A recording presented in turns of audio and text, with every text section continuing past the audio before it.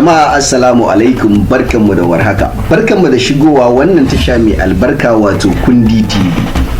Wannan tasha mai albarka insha Allahu zai dinga shirya muku shiryayyun shiri kayatattu wanda za su dinga gamsar da ku gami da faɗakarwa da ilmantarwa insha Allahu. Daga cikin irin wannan shiri shine shirin da zamu fara gabatarwa wato ciwo da magani. Ciwo da magani shiri ne da ni Dr. Deendantanko zan dinga gabatar muku insha Allahu a wannan tasha na YouTube mai albarka wato Kundi TV.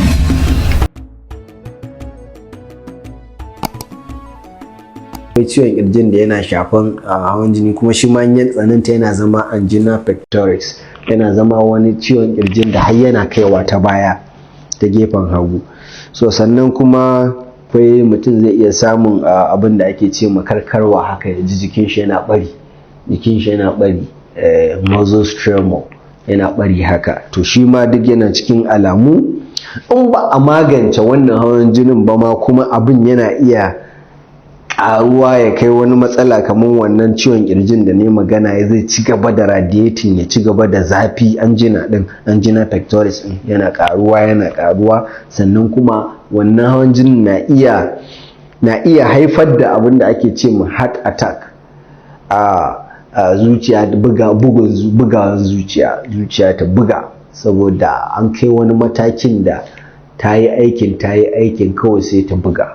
Sannan kuma akwai abin da ake ce ma heart failure, za ta yi aikin tun tana bugawa, in tana bugawa so 70 ne da 5 a cikin minti ɗaya, to sai zamana cewa yanzu ta koma bugawa har zuwa so 100 tana bugawa a minti ɗaya saboda abin ya ƙaru dan dai jini ya kai inda ya kai. Sannan kuma abin in heart failure ya zo sai ta zo ta fara bugawa so 60 tana ƙasa tana dawa 40, to tana failing kenan, tana ƙasa shine heart failure. So akwai abin da ake cewa kuma irregular breathing, shi ma zai dinga caccanzawa bugawa ya ƙasa ya sama, ta dan yunkura ta fada.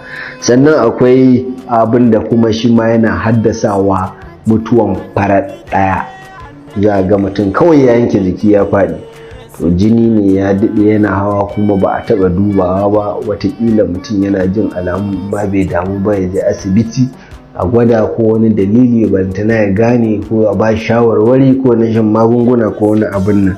Sannan wannan hawan jini in ya tsananta yana haifar da stroke. Wannan stroke ɗin shanyewan ɓarin jiki ne ta sanadiyar rashin haurawan jini zuwa ƙwaƙwalwa ko hanyoyin jinin da ke cikin ƙwaƙwalwa su fashe, sai jinin ya fashe. So inda jini yadda ƙwaƙwalwan ya kamata a kai mata jini ta yi aikin motsa wannan ɓangaren, nan dama ne ya samu matsala nan ya shanye, nan ne ta cikin nan bai samu abin da ya kamata nan ya daina aiki da gefen gaba ɗaya sai daina aiki sakamakon wannan hawan jinin. Sannan kuma yana iya kawo illa ma ainihin shi kanshi koda, damages na kidney shi ma yana haifarwa sosai saboda sai an buga jinin ya tafi inda ya kamata, za a je a tace shi a cikin koda din a dawo da wanda ya kamata ya amfani da shi a cire dattin shi na fitsari ya fita a fitsari. To barin wannan din dattin yana taruwa a cikin jinin ba a fitar ba sai zo ya bata kodan. To wannan su ne matsaloli da yawanci hawan jini yake iya haifarwa. Kuma a takaice za mu dan ba da wasu shawarwari domin idan mutum ya lura cewa yana da hawan jinin nan, domin kare kai da kuma kiyayewa, ko ba ka da shi ko kana jin alamu, to yana da kyau ka kiyaye waɗannan abubuwa kamar rage cin gishiri. Cin gishirin nan bincike da yawa ya nuna dukkanin mai hawan jini ko kuma mutum yana yawan cin gishiri to yana ƙara hauhawan wannan jini din ya dinga, wannan pressure din ya dinga hawa. Sannan rage cin mai ko abinci mai kitse, wanda wannan kitsen in ya taru a cikin jiki yakan bi hanyar jini ya je shi ne yake taruwa, sai je dinga taruwa a cikin hanyar jini, yana dan diga dis yana taruwa yana daskarewa, sai kuma baka motsa jikin da zaka narka wannan kitsen, to sai ya zama na cewa wannan kitsen ya toshe hanya. In hanyar haka ne sai ya matse shi, in jini ya zo dole zai ji an tara hanya, to sai an zuciyar ta buga sosai kafin jini ya wuce kai inda ake so ya kai. To shi yasa ake so mutum ya rage cin mai, ya rage cin kitse saboda taruwan da yake a jiki. Sannan kuma baya ga haka din kuma mutum ya dinga motsa jikinsa yadda ya kamata, ya dinga motsa jiki, ya ɗan tashi kwana biyu kana mota kai tafiyan kafa, dan motsa jiki da safe da yamma haka, ko da a kafa ne kaɗan dinga zirga-zirga kaɗan zufa ko yaya ne, shi ma yana taimakawa wurin rage wannan hawan jini din. Rage shan taba ko denawa ma gaba ɗaya, daina shan taba ko ragewa in mutum ba zai iya denawa ba yana taimaka ma hawan jini ya dawo ya ragu, ko mutum kar ya kamu da hawan jini din. Da rage shan giya ko kuma daina shan giyan shi ma gaba ɗaya yana hana kamuwa da hawan jinin ko kuma rage kamuwa matsalan hawan jini din.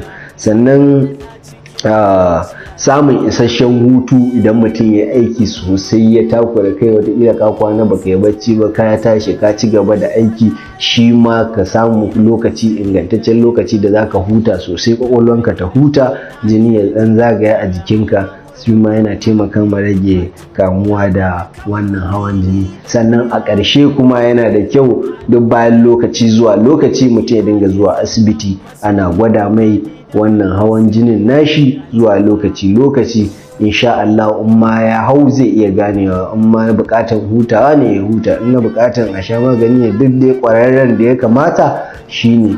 Kuma akwai buƙatar mutum ya samu ƙwararre, ba wai kawai mutum ya je ya kama shan magunguna ba yanda ya kamata ba, ko kuma wanda ba su sanya ake maganin hawan jini ba su je su fara ba da magani da wanda akwai matakai kusan mataki 4 da ake yi a wurin magani. Wani matakin farkon ana ba da shawarwari ne in aka gane ba wai mutum ya kamu tuntuni da shi bane, wanda in ya samu bacci ma kawai da abin nan zai daina jin wa'annan alamun farkon sun tafi, shikenan ba sai ya sha magani. Akwai wanda ake rashin sa'a sai ga bai san cewa wai a'a bai binciki tarihi da wasu abubuwa ba, sai ya sa mutum akan magunguna masu ƙarfi na hawan jini wanda zai zama kullum sai ya sha su kafin ya iya yin wani abu. To Allah ya sa mu dace. A nan zan jalin zamu wannan shiri har kullum ni ne naku Dr. Deendantanko. Wassalamu alaikum.